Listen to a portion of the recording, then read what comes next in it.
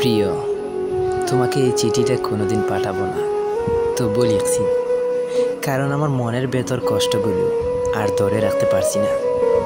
তুমি চলে যাওয়ার পর আমি প্রতিদিন নিজেকে বোঝাই, ভালোবাসা যদি একতরফা হয় তাহলে সেটা বোঝাতে নেই।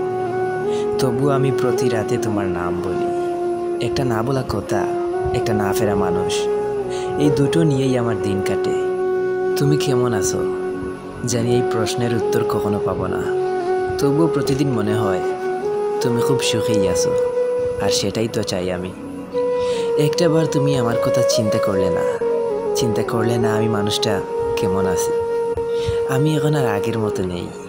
তোমার দেওয়া প্রতিটা স্মৃতি আমি এখনো আপন করে রেখেছি। তুমি বলেছিলে ভালোবাসা মানেই তো মুক্তি, কিন্তু আমারটা তো বন্দি।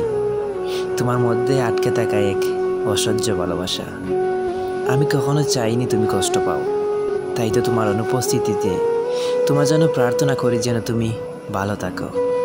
এই চিঠিটা তুমি পাবে না কখনো, হয়তো শুনবে না আমার কথা, তবুও প্রকাশ করলাম, যেন একদিন আমার চোখ বন্ধ হলেও কারো হাতে ধরা পড়ে আর সে বুঝে নে এই ভালোবাসাটা ছিল সত্যি, কেবল অসমাপ্ত।